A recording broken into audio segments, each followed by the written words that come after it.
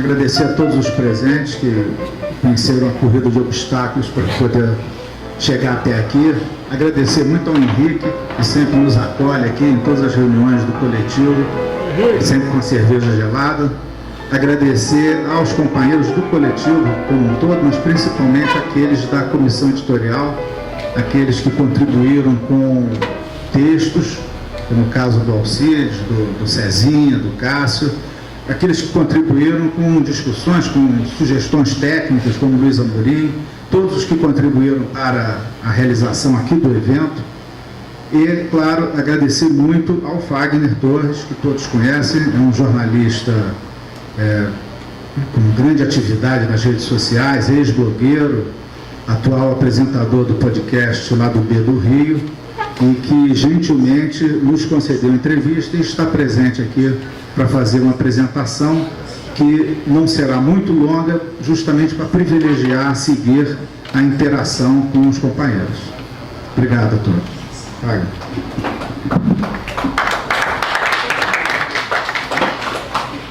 Bom, gente, boa noite a todos e todas. Em primeiro lugar, antes de começar a falar sobre futebol, sobre o nosso assunto, sobre torcida, eu queria deixar registrado, nós estamos aqui na Rua da Lapa, que por coincidência foi o último lugar de atividade política de Marielle Franco. Então, antes de mais nada, eu queria dizer Marielle presente, ela que era uma rubro-negra de arquibancada, uma rubro-negra torcedora de verdade. O pai dela é tricolor como nós. Então, antes de mais nada, Marielle presente. Então, vamos lá.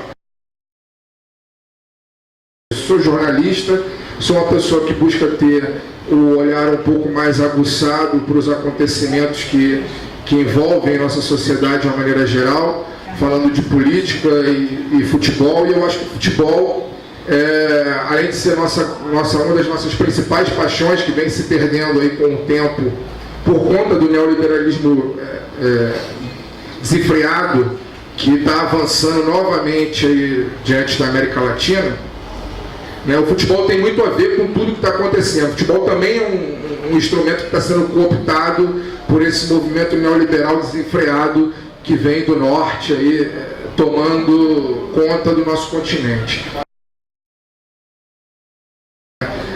Aqui no Brasil, eu acho que a gente precisa ter um pouco de autocrítica diante do nosso papel enquanto militantes de esquerda e enquanto torcedores, porque tudo que está acontecendo agora no Rio de Janeiro especificamente e no Brasil, no que tange ao futebol, já é algo que vem sendo anunciado há bastante tempo por muitas pessoas, enfim, que eu acho que inclusive mereciam estar aqui para poder participar dessa nossa mesa. A galera do coletivo da Frente Nacional de Torcedores, que vem discutindo a questão da elitização muito antes da Copa do Mundo, vem discutindo a questão da transformação dos nossos estádios em arenas assépticas, brancas e ricas, expulsando aquelas pessoas que muitas vezes tinham no futebol o espaço de extravasar as frustrações do dia a dia, as frustrações do emprego precarizado, as frustrações de uma condição de moradia indigna, as condições de um sistema de saúde propositalmente sucateado, tinham no futebol como o seu espaço de extravasar as frustrações do dia a dia. E isso vem acontecendo já há bastante tempo, e aí quando eu digo que a gente tem que ter um pouco de autocrítica, é justamente no sentido de que nós estivemos, até que ponto nós colaboramos com esse movimento que hoje expulsou boa parte dos amantes de futebol, os verdadeiros amantes de futebol, aqueles que vivem o futebol no dia a dia, que consomem o futebol, a informação do futebol, que consomem o time de coração, até que ponto nós fomos protagonistas também nesse processo de exclusão dessas pessoas dos estádios de futebol. Se a gente for puxar um pouco pela memória, em 2012, se eu não estou enganado, creio que foi 2011 ou 2012, aconteceu uma audiência pública na zona portuária, no Rio de Janeiro, conduzida pelo senhor Regis Fischner, ex-secretário da Casa Civil do governo Sérgio Cabral, que hoje está passando férias em Bangu, conduzida por esse senhor, e nessa audiência pública ficou muito claro qual era o plano, né, do Estado carioca e aí consequentemente brasileiro, e aí não adianta a gente tapar o sol com a peneira. Eu sou um militante de esquerda, eu votei muitas vezes no PT, eu hoje não tenho filiação partidária, mas estou na luta contra o golpe desde sempre, creio que houve um golpe contra a presidenta Dilma, mas até que ponto nós, enquanto militantes de esquerda, enquanto pessoas que pensamos numa sociedade igualitária, colaboramos para esse processo de embranquecimento, esse processo de elitização, esse processo violento de exclusão das pessoas, né, que têm sua vida mais precarizada dos espaços do futebol, no caso, os nossos estádios. Hoje a gente vê o Maracanã, né, completamente subutilizado, né, comandado nas mãos de uma empresa que quebrou praticamente por conta da operação Lava Jato, teve suas contas devassadas, e o Estado do Rio, de maneira geral, completamente ineficiente em qualquer gestão em todos os setores, tanto que no caso da segurança terceirizou a segurança para o Exército Brasileiro, né? Então, eu queria iniciar a minha fala depois de falar da nossa autocrítica perante essa elitização, no quanto nós corroboramos para que isso acontecesse. Que tipo de referência nós buscamos, né, para poder pensar o futebol brasileiro, para poder pensar a relação do povo brasileiro com o futebol. E aí eu trouxe aqui duas falas que estão no livro Clientes versus Rebeldes, do meu amigo Irlan Simões, que é um jornalista, um cara que fez o mestrado dele na questão da elitização do futebol, um jornalista baiano, que por sinal agora está vindo morar no Rio de Janeiro para fazer o doutorado dele. E tem no livro dele, a dissertação de mestrado dele é o livro Clientes versus Rebeldes, onde tem duas falas que, na minha opinião, diz muito sobre a quem o Estado brasileiro se aliou, né, para poder promover essa exclusão dos estádios de futebol das classes menos favorecidas, né, da classe da base da pirâmide social. Uma frase eu não gosto de falar de gente que já morreu, mas fazer o quê? Morreu semana passada, se o evento fosse há 2 semanas atrás. É o J. Ávila, né, que por sinal, quando morreu pouco antes de morrer, teve preso nos Estados Unidos e ficou lá enrolado com o Departamento de Justiça dos Estados Unidos, foi condenado mediante uma delação premiada. Por conta da delação premiada, ele se comprometeu a devolver 151 milhões de dólares à Justiça dos Estados Unidos. Esse senhor, em 2013, ele disse a seguinte frase: a turma que vai a geral agora ficará assistindo só na TV. É gente que não consome nada, depreda e mata no metrô. Não interessa mais ao futebol. Dá orgulho ver o público pagar R$300 por ingresso. Essa é uma frase desse cidadão que se remete às pessoas pobres, aos geraldinos, que aliás temos um filme ótimo com esse nome que vale a pena assistir, se refere aos geraldinos como marginais, como assassinos, como se colocando os geraldinos como alguém que não consome nada, e já que não consome, não existe, não presta, não serve para poder participar do futebol. Esse cidadão morreu encalacrado com a justiça americana, depois fez um acordo lá de delação premiada para devolver 151 milhões, foi um dos caras que participaram da delação, que acabou resultando no caso FIFA Gate, que a gente conhece bem aí, que prendeu o Zé Maria Marim, que é outro que está lá nos Estados Unidos, que faz com que o ainda atual presidente da CBF, Marco Polo Del Nero, não possa viajar para o exterior, tanto que a seleção brasileira ontem foi para a Copa do Mundo e esse cidadão não acompanhou a seleção.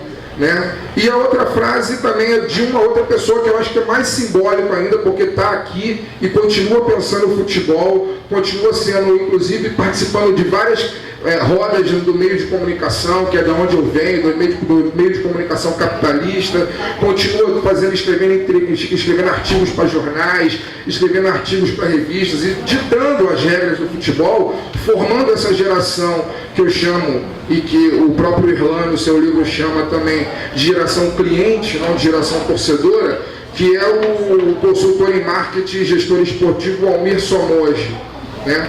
Que ele diz o seguinte: quando o preço cai muito, o nível do torcedor que vai ao estádio é muito pior. Inclusive atrai um perfil de público que devemos abolir dos estádios, que é uma bandidagem. Ou seja, o futebol hoje está muito claro, né, para quem quiser ver, e isso tem a ver inclusive com a minha história pessoal, e eu vou falar também sobre isso. O futebol hoje é um esporte que é um esporte para poucas pessoas, né?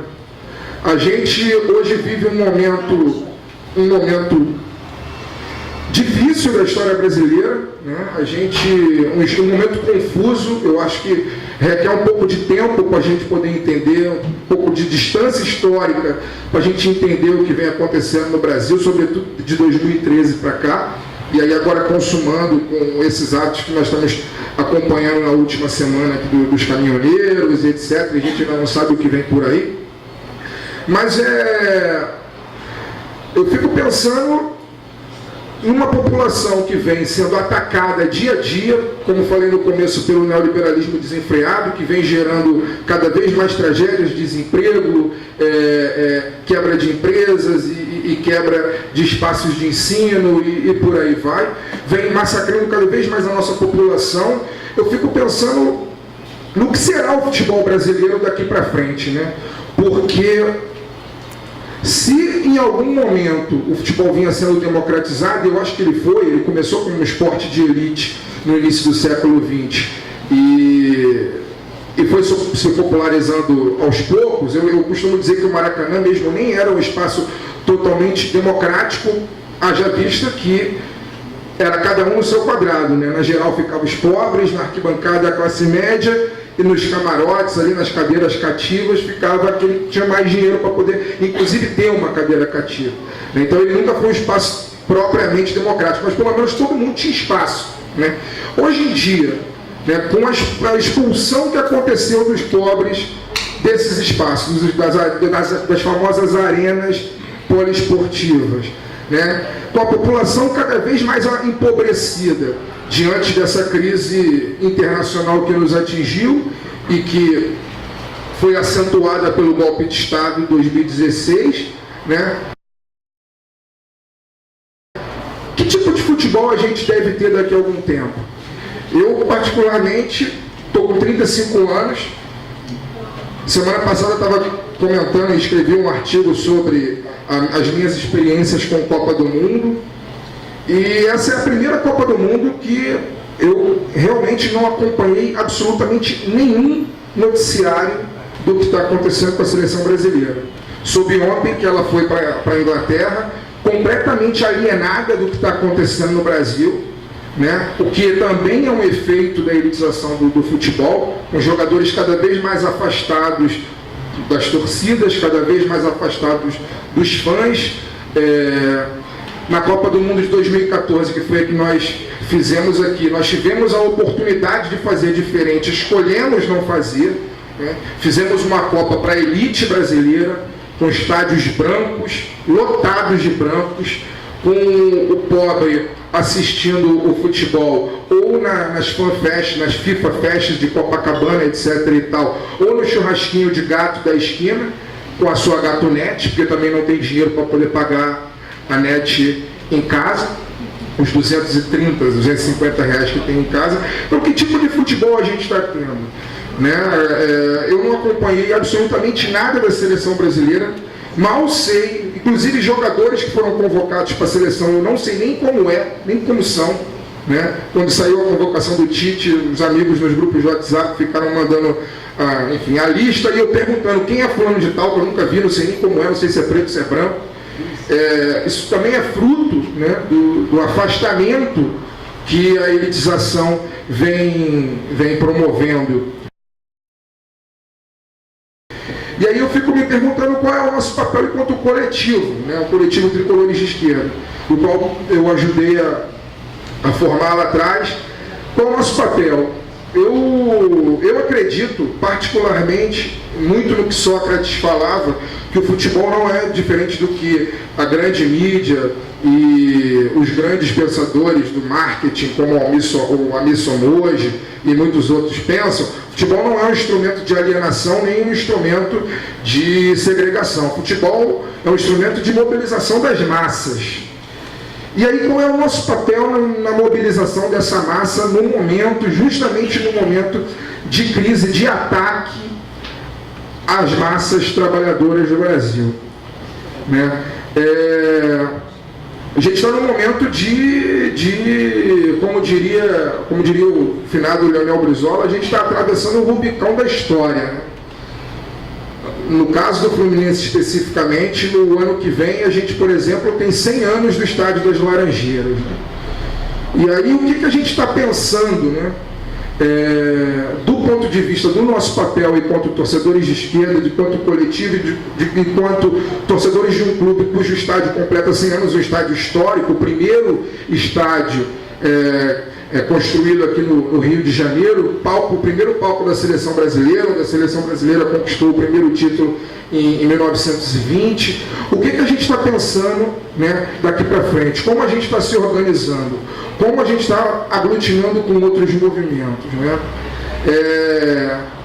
Levando em consideração que esse é um ataque que não está acontecendo só no Brasil. Né? A América Latina toda está passando por isso. Né? Já se fala, por exemplo, numa Copa do Mundo em 2030, dividindo a Argentina com o Uruguai, né? Para comemorar o centenário da Copa do Mundo. Provavelmente o que está acontecendo aqui, se não houver uma luta mais feroz do que nós promovemos aqui quando aconteceu, vai acontecer nesses lugares. E aí, como a gente está se aglutinando com esses grupos de torcedores? Eu sei que na Argentina a relação das torcidas organizadas é realmente muito forte, e ao primeiro grito, ao primeiro barulho dessa questão de que haveria a Copa do Mundo de 2030, já há muita resistência à destruição dos estádios históricos que tem nesses espaços, no centro do Estádio Centenário, no Estádio Monumental de Nunes, na La Bombonera e por aí vai. Como que a gente pode se fortalecer na nossa luta, se fortalecer com outros coletivos, não só no Brasil, como na América Latina de uma maneira geral? Né? Esse eu acho que é o nosso grande desafio. Assim, eu não sou uma pessoa particularmente otimista, né? Eu sou uma pessoa bastante pessimista com relação aos rumos da história, mas ao mesmo tempo eu não perco a esperança. Né? Eu acho que o nosso grande desafio é esse, é repensar como aglutinar, como se juntar a outros movimentos e tornar maior, tornar visível, né, a nossa luta, a nossa busca por transformação, de voltar minimamente a ser o que era. Né? Hoje, eu, falando especificamente, né, da minha experiência como torcedor, eu não vou ao estádio de futebol há mais de um ano, eu não visto uma camisa do Fluminense há mais de um ano, embora eu tenha sido blogueiro do Fluminense no portal ESPN, já há muito tempo deixei de escrever porque não me sinto motivado a participar do futebol, e não sou uma pessoa que foi excluído do estádio por questão financeira e econômica. Eu mesmo me auto-excluí por opção, porque eu não vejo mais no Maracanã um espaço onde eu me reconheça. Quando eu era criança, quando eu era pequeno, meu sonho era morar perto do Maracanã. Quando eu era pequeno, eu passava de metrô pelo Maracanã e eu ficava vendo aquele colosso azul, com aqueles vários tons de azul, e o meu sonho era entrar ali e morar perto do Maracanã. E a primeira vez que eu fui ao Maracanã, eu tinha 12 anos de idade, foi em 1990. A primeira vez que eu fui ao Maracanã, na verdade, eu tinha 10 anos de idade, foi naquele Brasil e Uruguai na última rodada da eliminatória de 1993, e a primeira vez que eu fui ver um jogo do Fluminense foi em 1995, na semifinal do Fluminense Santos do Campeonato Brasileiro. Foi ali que eu realizei meu sonho de infância, O sonho que eu carreguei ali desde que eu me conheço por gente. A primeira vez que eu vi um jogo de futebol, a primeira vez que eu vi um jogo do Fluminense foi em 1988. Eu tinha 5 anos, naquela semifinal Fluminense-Bahia. Daí em diante, eu passei a alimentar o sonho de me aproximar do Fluminense. Sou de uma família de tricolores, mas de me aproximar do Fluminense e principalmente do Maracanã. Sempre tive dali, desde o momento que pisei no Maracanã pela primeira vez, tive no Maracanã a minha segunda casa. E hoje em dia eu não me reconheço naquele espaço. Desço do Maracanã, ali na estação do Maracanã, para poder ir para o UERJ, ou para poder ir para qualquer espaço. E aquele espaço que tem ali, aquela arena que foi construída para a Copa do Mundo pelo governo do PMDB, e aí gosto sempre de frisar, com a nossa anuência da esquerda, com a anuência da coligação que o PMDB tinha aqui para governar o Rio de Janeiro, eu passo ali no Maracanã e eu não reconheço aquele espaço como o meu espaço. Então, desde então, há mais de um ano, decidi que não frequentaria mais o estádio de futebol, decidi que não frequentaria mais o Maracanã, assisto os jogos do Fluminense hoje pela televisão, muitos também nem assisto, porque não me reconheço mais naquilo, não me reconheço mais naquilo que está sendo mostrado nem na televisão e o que acontece nos estádios. Fica a minha indagação justamente em relação a isso. Assim, como fazer para a gente poder se fortalecer, para a gente poder aglutinar e para a gente romper com a lógica que está sendo imposta goela abaixo de nós, torcedores, que estamos acostumados a frequentar o estádio para torcer e não para assistir. Qual é o caminho que a gente deve seguir? E aí eu vou passar a palavra para vocês, eu fico à disposição a gente trocar e chegar aqui algumas informações, um acrescentar informação sobre o outro, e aí essa que fica a minha dúvida. Eu particularmente gostaria muito que a gente se fortalecesse enquanto grupo, que se juntasse, que aglutinasse com as torcidas organizadas, que são as pessoas que estão sofrendo na pele essa marginalização, essa exclusão dos estádios, pessoas que são marginalizadas nos estádios e fora deles, como se a torcida organizada fosse a única instituição contraditória na sociedade brasileira, como se fosse a única instituição com os seus problemas na sociedade brasileira, quando a gente sabe que, na verdade, a luta contra a torcida organizada nada mais é do que a luta de classe claramente exposta, porque na igreja também tem os problemas que tem na torcida organizada, no judiciário também tem os problemas que tem na torcida organizada, nas empresas também tem os problemas que tem nas torcidas organizadas. No entanto, os únicos que são perseguidos são os torcedores organizados. E a gente sabe muito bem por que eles são perseguidos, porque eles vêm da periferia, porque eles são pretos, porque eles são pobres e por aí vai. Então o nosso grande desafio, eu acho que na verdade é esse, é trazer quem está sofrendo na pele, quem está deixando de amar o futebol por conta dessa violência que está sendo feita, para o centro do debate político sobre a elitização. Acho que mais do que o Fagner está aqui falando, ou qualquer um de nós, a gente tem que fazer de alguma forma com que os protagonistas dessa exclusão passem a ter voz sobre aquilo que eles estão sofrendo na pele. E aí, para terminar a minha fala, acho que já falei demais, embora seja, como digo, eu seja um pessimista, também carrego dentro de mim alguma esperança. E aí, para terminar, queria terminar com uma frase, que é a introdução do livro Os Condenados da Terra, do Frantz Fanon, que é uma frase do Jean-Paul Sartre, na verdade, que é preciso explicar porque o mundo de hoje, que é horrível, é apenas um momento de um longo desenvolvimento histórico e que a esperança sempre foi uma das forças dominantes das revoluções e insurreições. E eu ainda sinto a esperança como minha concepção de futuro. É isso.